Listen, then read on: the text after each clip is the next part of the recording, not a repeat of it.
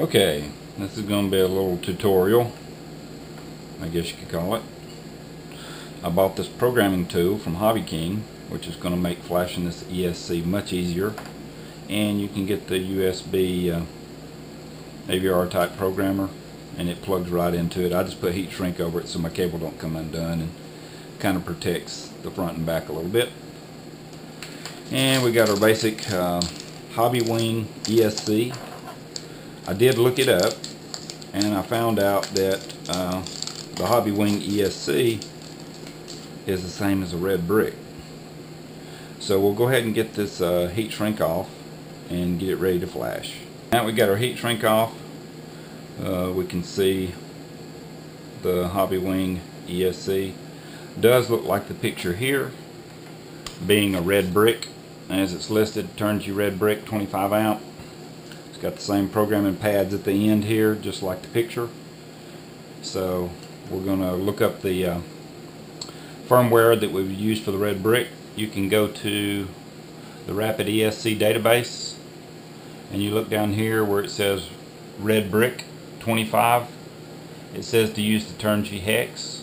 I guess there's other firmwares you can use, but that's the one we're going to be doing with this one. Okay, so we'll get this all hooked up on my little test station here and get it ready to flash. Okay, now I've got the ESC hooked up to my little test station. Put a rubber band on it just to hold it down. I'm going to hook it up, and you can see what the startup sound sounds like if you're able to hear it. We'll try it and see.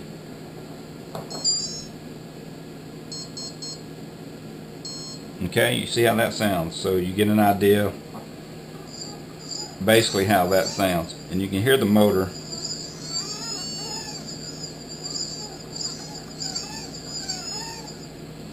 Has a little whine to it. Okay, we're going to unplug it.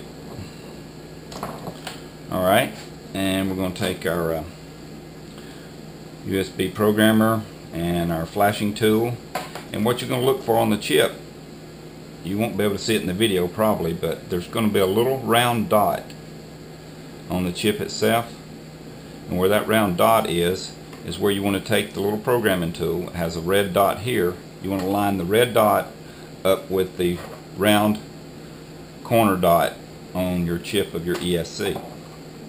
So basically what we're going to do now is open up the program.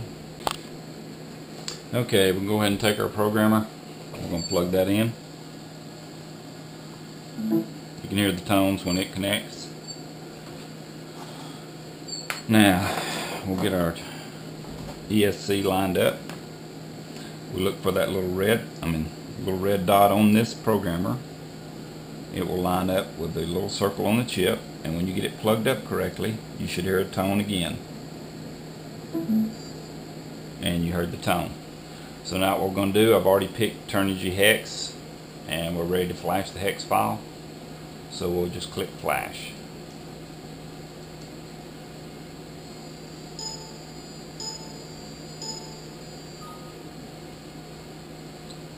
Now what we're doing is we're waiting for it to flash. Takes it a second. Okay, once it's through, you hear a little beep. You can scroll down to the bottom of your flash program, and it'll say AVR dude done, and it says thank you. So now we have our ESC flashed with new Turnigy hex firmware from multicopter. Now what we're going to do, as you heard earlier, the tones the motor emitted when you plug it up. So let's go ahead and plug up our receiver. Alright, turn that on, and as you plug it up, you will hear it has a different tone set. It has da-da-da-da. Like to hear that again? Okay, and now when we hit our throttle response,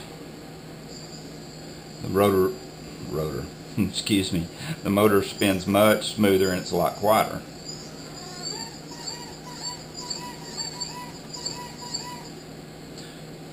Also, there's one other thing that you will notice.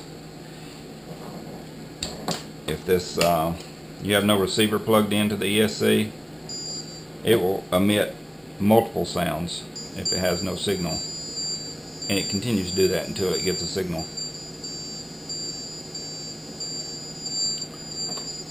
So if we plug that up to where it sees a receiver,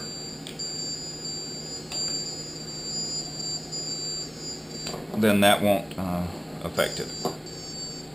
How's that? Da-da-da-da. You can also set your endpoints like you will with other ESCs if you like. You don't have to. You can have it in your firmware on your multicopter, then pull it down. So now my lower end is a little more responsive, as you can see. Just barely getting it off the bottom, and the motor's spinning. Nice and quiet, good smooth response up and down. Alright, hope that helped.